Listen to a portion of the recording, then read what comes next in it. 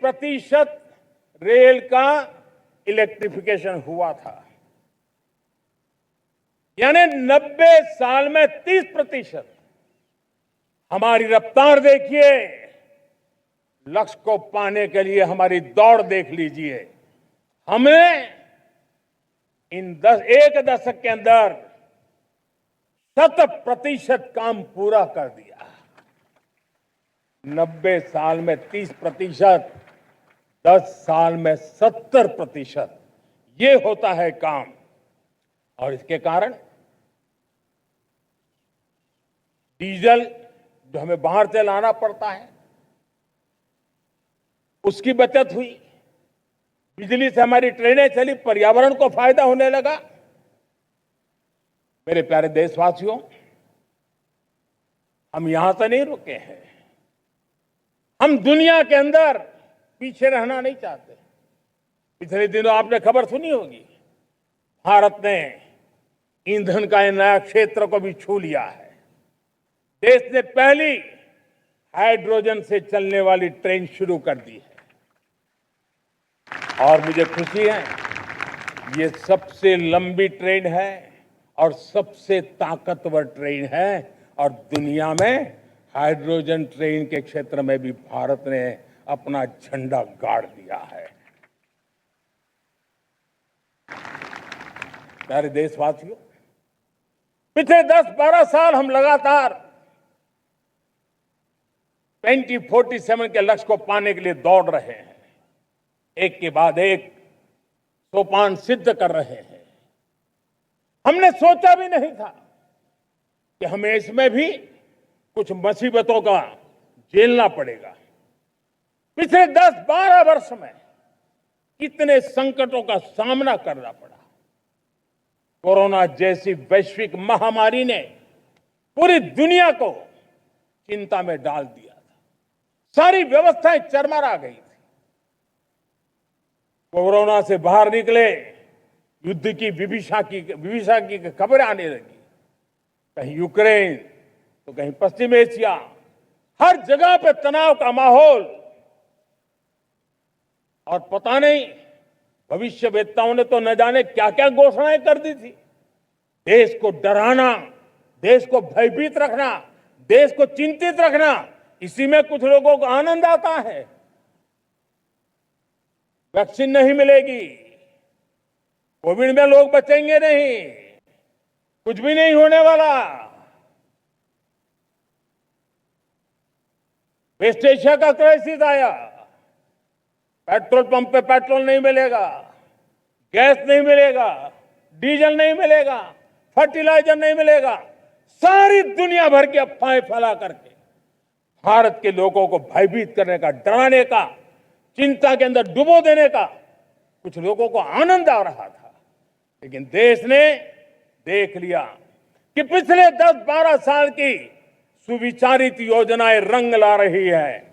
और हम इतने बड़े संकट के बावजूद भी नागरिक देवो भव के मंत्र को लेकर के जीते हुए भारत ने जो तैयारियां की थी, एक के बाद एक कदम उठाया था। सोचा नहीं था कि संकट आएगा, लेकिन उस संकट के समय में ये सारी चीजें काम आ गई। और आज देश में गैस भी है, पेट्रोल भी है, यूरिया भी है। हम अपनी ताकत के ऊपर खड़े हो रहे, चल रहे। मेरे प्यारे देशवासियों, दुनिया के इन संकटों का प्रभाव हर किसी पर हुआ, हम भी अछूते नहीं। यूरिया के दाम दुनिया में 3,000 रुपया पहुंच गए एक बोरी का। आज भी हम मेरे देश के किसानों को वो बोझ सहने के लिए मजबूर नहीं कर रहे। सरकार अपने कंधों पर वो बोझ उठा रहा है।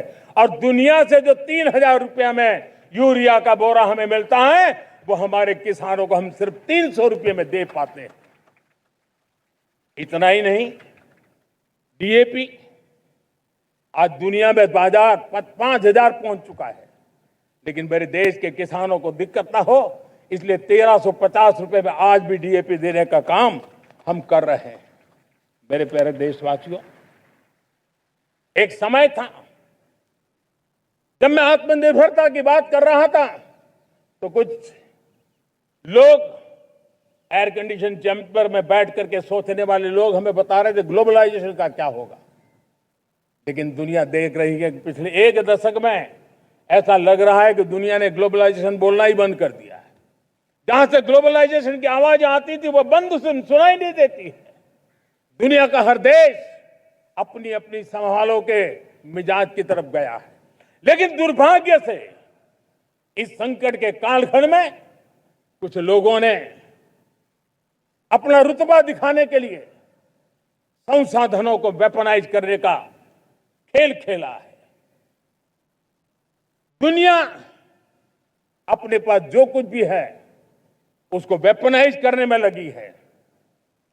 संसाधनों का वेपनाइज, रिसोर्स का वेपनाइज, पेट्रोल, डीजल, फर्टिलाइजर, दवाइयां, टेक्नोलॉजी की चिप्स, इतना ही नहीं भूभाग को भी वेपनाइज किया जा रहा है। और ऐसे समय अगर हम आत्मनिर्भरता मंत्र को लेकर 10 साल सही दिशा में न चले होते तो हम कल्पना कर सकते हैं कि ऐसी चुनौतियों का मजबूती से मुकाबला कैसे करते। और हमारी तैयारियां निरंतर बढ़ती जा रही है मेरे प्यारे देशवासियों। दूसरी तरफ आज भारत का प्रोफाइल पूरी तरफ बढ़ रहा है। आज भारत दुनिया के लिए एक स्वीकृत और सम्मानीय देश के रूप में बन रहा है। भारत के पास स्थिर पॉलिटिकल मैंडेट है, स्थिर सरकार है, भारत का वाइब्रेंट लोकतंत्र है, भारत का मजबूत न्याय तंत्र है और हम सबको दिशा देने वाला भारत का संविधान है। और अब दुनिया हमारे इन सामर्थ्य को पहचानने लगी है और इसलिए 2014 के बाद दुनिया करीब करीब 40 देशों के साथ हमारा एफटीए एग्रीमेंट हो रहा है। अब देखिए कितना बड़ा अवसर आया है।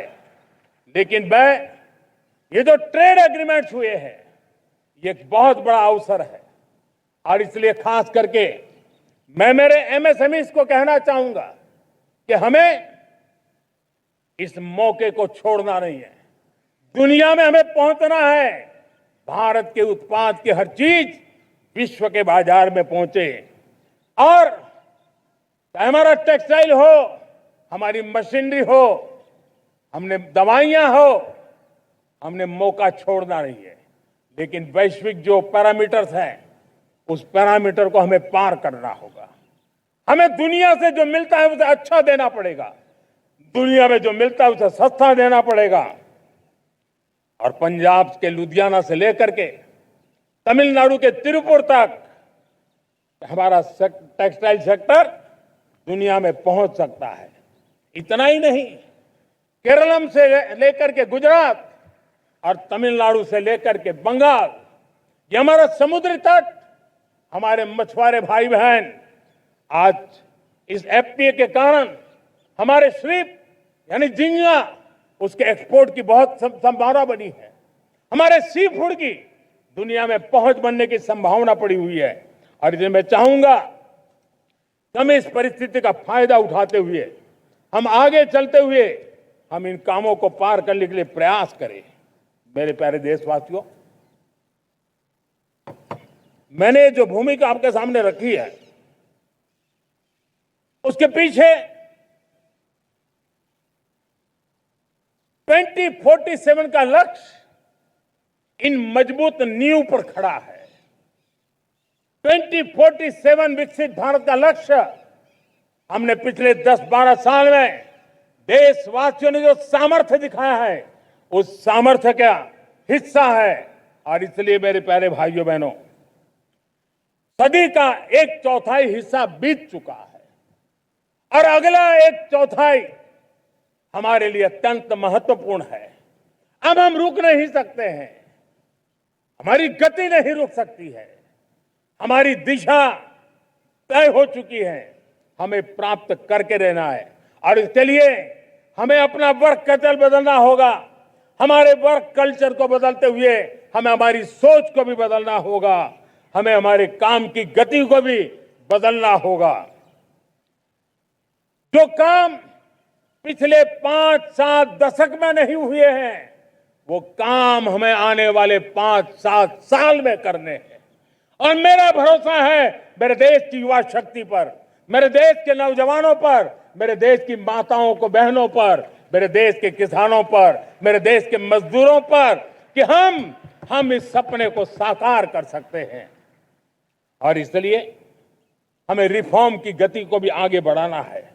और जब मैं रिफॉर्म की बात कर रहा हूं, रिफॉर्म नहीं हमारे लिए कोई कंपल्सन है, नहीं रिफॉर्म ये हमारे के लिए कोई बजबड़ है। हमारे लिए रिफॉर्म ये कन्विक्शन है। आउट ऑफ कन्विक्शन हम रिफॉर्म एक्सप्रेस पर चल पड़े हैं और हम आने वाले दिनों में भी नेक्स्ट लेवल रिफॉर्म की ओर बढ़ने वाले हैं। और इसलिए सरकार, समाज, उद्योग, उत्पादक, किसान, हर किसी ने अपनी ट्रेडिशनल व्यवस्थाओं में रिफॉर्म करना पड़ेगा, सोच में रिफॉर्म करना होगा, अपने लक्ष्यों को रिफॉर्म करना होगा। और इसलिए मेरे प्यारे देशवासियों, हमें एक निश्चित दिशा में को लेकर के चलना होगा। मैं आज उस युग को भी याद करना चाहूंगा जब देश, भारत का सामर्थ्य सप्त सिंधु के रूप में हम जानते थे, हम समझते थे, हम सुनते थे। अब विकसित भारत बनाने के लिए हमें नई धारा चाहिए। आज लाल किले की प्राचीर से मैं देश के सामने शक्ति की सप्त धारा का आवाहन करता हूं। आने वाले 5-7 साल में जो पिछले 5-7 दशक में नहीं हुआ, वो सप्त धारा के सामर्थ्य से, शक्ति से हम देश को नई ऊंचाई, नई गति देंगे और नए लक्ष्यों को पार करने वाला सामर्थ्य देंगे। और इसके साथ साथ देश की युवा शक्ति का सामर्थ्य का भरपूर राष्ट्र निर्माण में उपयोग होगा। उनकी शक्ति जोड़ी जाएगी। आने वाले दिनों में जब मैं सप्त धारा की बात करता हूं, सप्त धारा की पहली शक्ति है मैन्युफैक्चरिंग पावर।